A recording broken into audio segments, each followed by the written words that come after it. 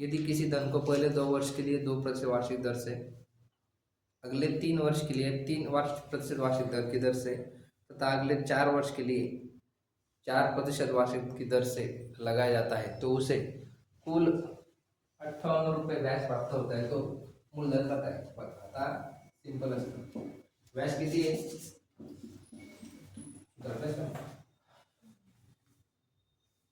2 वर्षांसाठी किती टक्के? 2%. 3% दर 3 वर्षांसाठी, 4% दर 4 वर्षांसाठी. बरोबर. 4 दुनी 8, सॉरी 2 दुनी 4, 3 त्रिक 9, 4 चौक किती आली बेरीज? किती बेरीज सांग? किती बोला? 29. बरोबर. 58 गुणिले 100 भागिले 29. बरोबर. 29 दुनी 2 गुणिले 100 किती? 200. मूलधन म्हणजेच काय? मूलधन.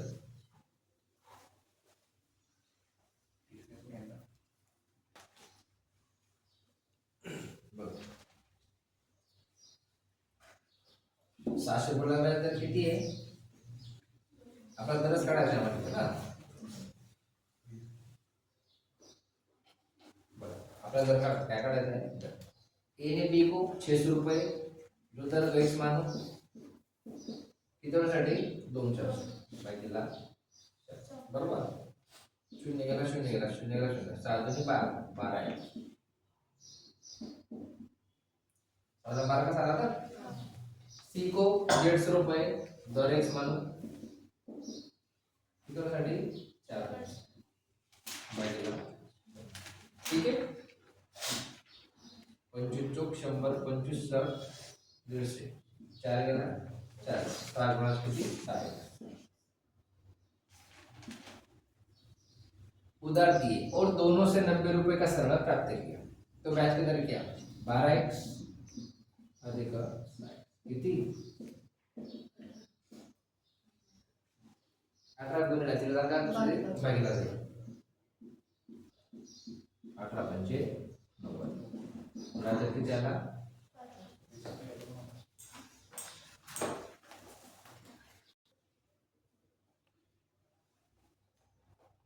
किस धनराशी पर, आता म्हणजे काय? मूलधन काढायचं. ठीक.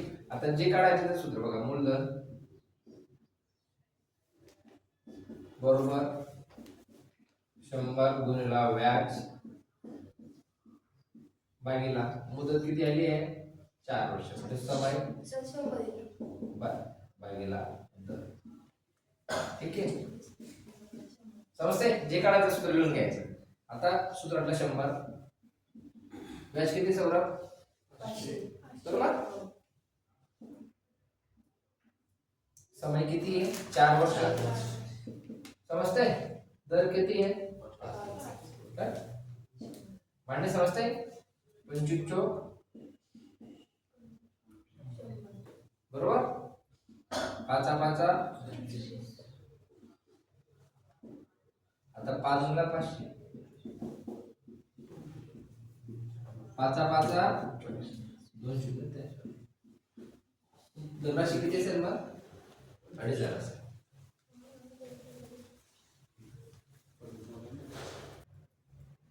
छह वर्ष के लिए 9% वार्षिक साधारण ब्याज की दर से उधार दी गई किस धनराशि का साधारण ब्याज ₹810 होगा?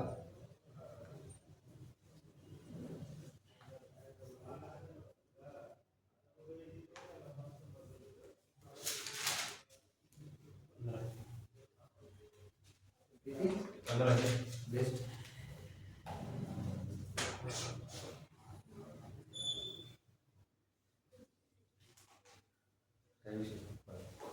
सिंपल. दर किती आहे? 9%. मुदत किती आहे? 7. सूत्रातला व्याज किती म्हटलं त्याला? 800. राईट. 9 9 0. बेत्रिक 3×6 3×3 तिसरी किती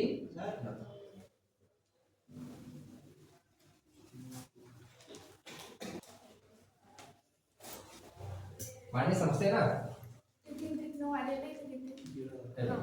81 ते 30 कसं काय? एक मिनिट इथं काय इथं मांडणी करतो 100 सूत्रातला व्याज आला 810 सहा मुदत 9% व्याज बोल नका 99 डन 3 दुनी 3 त्रिक 0 हा 100 हा 30 15 दुनी 30 आता 100 हा तुला 15 एक 15 यातून 0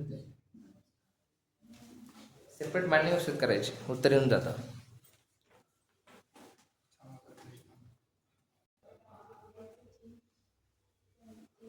हे बघा कोई दर 30 वर्ष मुदत किती आहे कितना 3 त्याच्यातून एक मायनस करायचं गुणिला 2 नाही 100 भागीला समजलं ना जे 3 गुणा 4 गुणा 5 गुणा असेल त्याला नेहमी एक मायनस करून घ्यायचा जी वजाबाकी त्याला मुदत भागून घ्यायचा गुणिला 100 तिलाच 1 केला उरला 2 30 वर्ष 100 सूत्र तर 0 गेला 0 10 दुनी उत्तर दुसरं परत 3 7 18 2 पॉईंट 3 7 18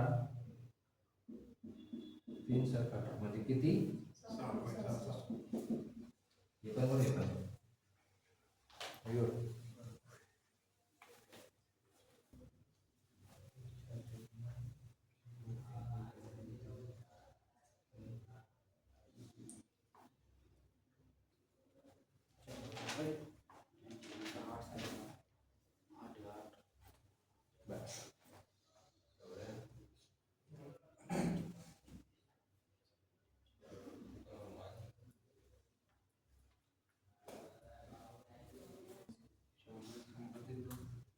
मुदत 5 वर्ष बरोबर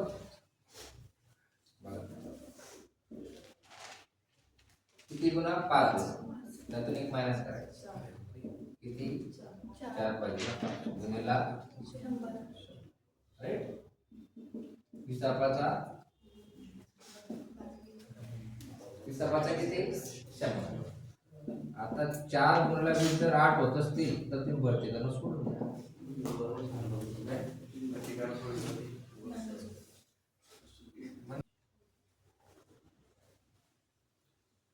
10 पैसे प्रति रुपये 6 माह के दर से 350 रुपयों का 1.12 वर्ष का साधारण ब्याज ज्ञात कीजिए मैं छोड़ो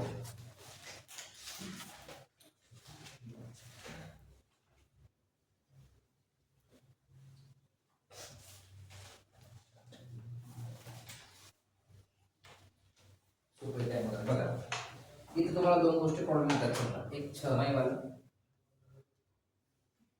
आणि एक दुसरा दर आहे जी मुदत आहे 1.12 दोन गोष्टी सोडल्या सांगतो जी मुदत आहे आता 1.12 त्याचं रूपांतर आपण कशात करतो अपूर्णांकात बे एक बे 2 आणि 3 3च्या नेहमी किती बरोबर म्हणजे 1.5 वर्ष त्याचं रूपांतर महिन्यामध्ये करायचं कशात महिन्यात 1 वर्ष म्हणजे किती महिने 12 मग 1.5 वर्ष म्हणजे किती महिने 18 बरोबर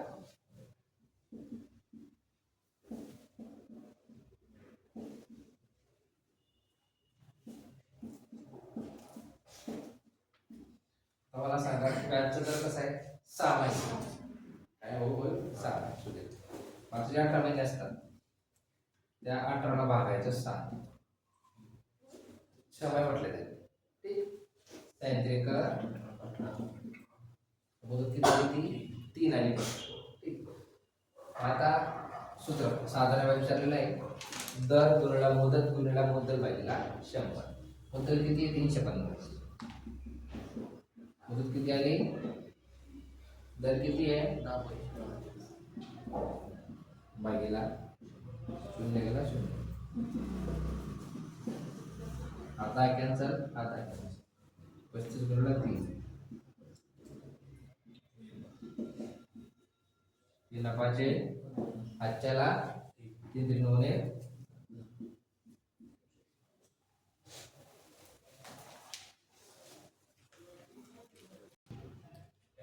एक्झाम ओरिएंटेड क्वेश्चन बरं असा काही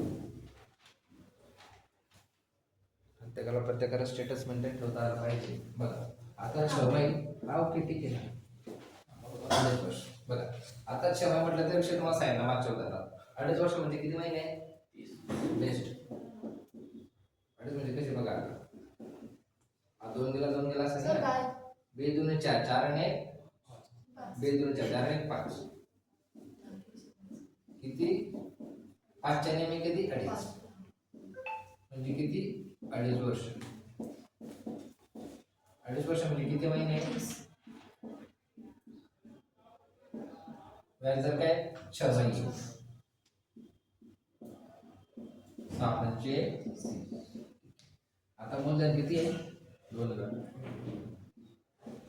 हा 5 10 पैसे प्रति भागिला 100 0 0